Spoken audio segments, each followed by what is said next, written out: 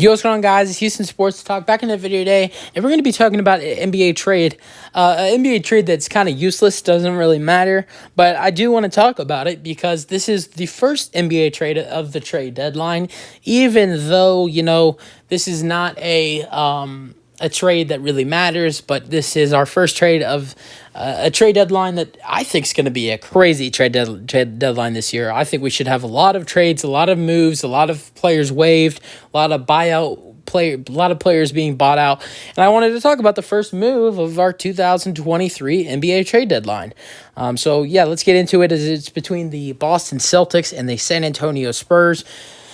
Now, when I tell you this is a useless trade, the Boston Celtics did not receive anything. They are giving up two things: Noah Vonleh, power forward, who's barely played at all this season, and cash considerations to the San Antonio Spurs.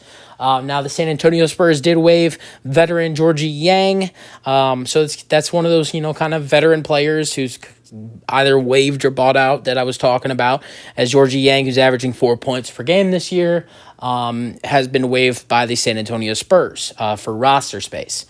Now, why would the Celtics do this deal if you don't know much? Why would the Celtics do this deal? They're giving up two things, getting nothing in return. Now, the reason why they're giving up cash considerations. They're giving up cash with Vonleh, so the Spurs will do the deal. You're not getting a lot of money, but the Spurs are a team, who would like to maybe get a couple free agents, and that can be some money that could help with, landing some free agents. I don't know how much money, cash considerations is, but it's a little bit. So they are giving up some money to get rid of Noah Vonleh, a guy who,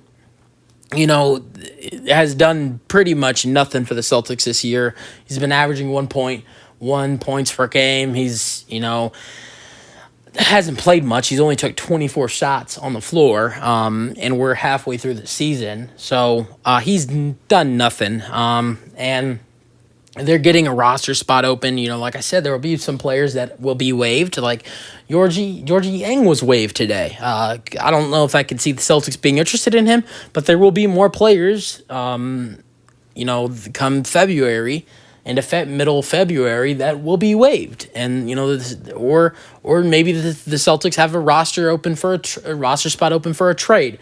So what the thing is the Celtics have a roster spot open. That's what they're trying to do. They're not only trying to get rid of Noah Vonleh, but they have a roster spot open.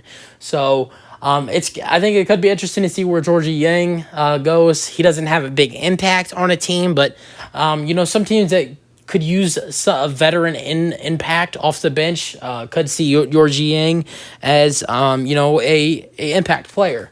I don't think the Lakers are a team to go after him, but I don't know. There could be a couple teams that might go after Georgie Yang.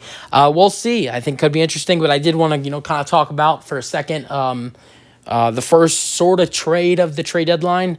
Not a huge move for our first move of the 2023 NBA trade deadline, but it's the first. So that's really it for the video, guys. Hope you guys enjoyed. Let me know your thoughts on this little trade as the Spurs get Noah Vonleh and cash considerations, which also I wouldn't be surprised if the Spurs would end up releasing Noah Vonleh.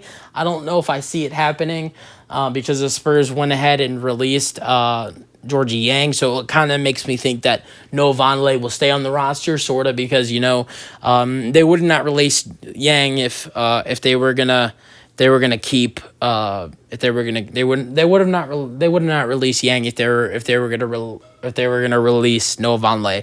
You guys let me know what you guys thought is, and you guys thoughts, and so for the video, hope you guys enjoyed, and peace out.